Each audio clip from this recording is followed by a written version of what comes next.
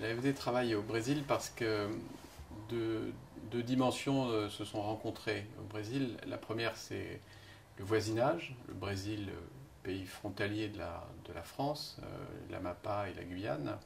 Et la deuxième axe, la deuxième dimension, c'est le global. On ne peut pas traiter des grands sujets globaux du moment, comme la lutte contre les changements climatiques, si on ne travaille pas dans un pays comme le Brésil. On ne peut pas tirer des leçons de la manière de réduire la pauvreté dans le monde si on ne travaille pas dans un grand pays comme le Brésil.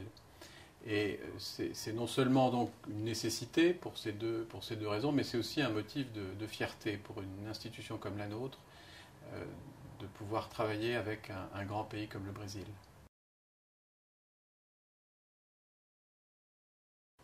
D'abord, on peut aussi dire ce que le Brésil apporte à l'AFD à travers les expériences qui sont les siennes. J'évoquais tout à l'heure la trajectoire du Brésil en matière de lutte contre la pauvreté. Tout le monde sait les résultats qui ont été obtenus ces dernières années par le gouvernement brésilien en la matière.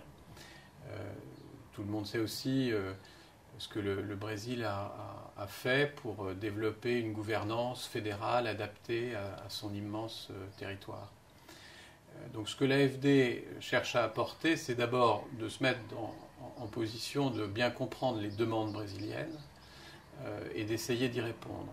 Elle le fait en apportant ce dont elle dispose, c'est-à-dire évidemment d'une capacité de financement, mais il est clair que dans un pays de la taille du Brésil, la capacité de financement est quelque chose de relativement secondaire. Ce qui compte, sans doute même davantage encore, c'est la capacité qu'a l'AFD à mettre en relation des savoir-faire français et des savoir-faire brésiliens sur des sujets qui sont des sujets cruciaux pour la croissance, le développement du Brésil, que ce soit en matière de gestion du territoire, de mobilité urbaine, d'accès à l'énergie ou d'accès à l'eau. Et c'est cet ensemble financier et de savoir-faire que l'AFD, en réponse à la demande brésilienne, a cherché à mobiliser depuis 2007.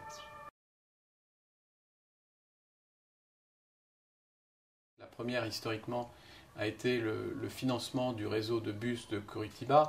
Curitiba qui est devenu, au fil des années, la ville de référence en matière de BRT, donc en matière de solutions aux problèmes du transport public dans une agglomération.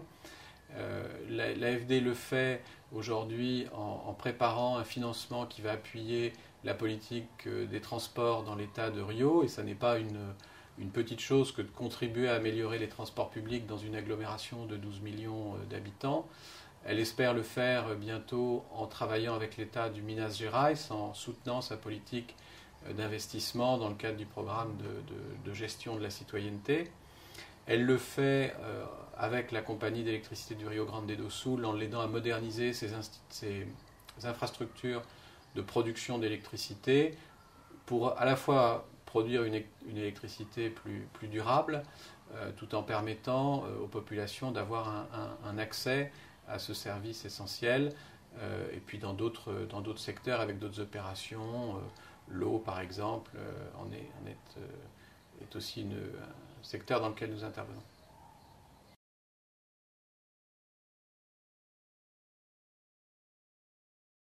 Alors dans un pays comme le Brésil, les grands chantiers et grandes opportunités ne manquent pas et nous nous en réjouissons.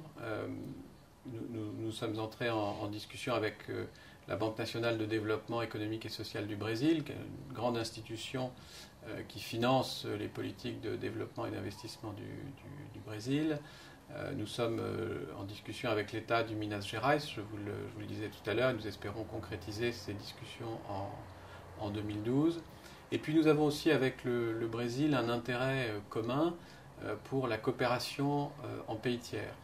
Nous pensons qu'il y a des expériences brésiliennes qui peuvent être intéressantes dans d'autres pays de l'hémisphère sud, qui sont des pays où l'AFD intervient, et nous essayons de combiner nos expériences au bénéfice de ces populations. Donc c'est un menu, une palette d'activités qui va s'élargir.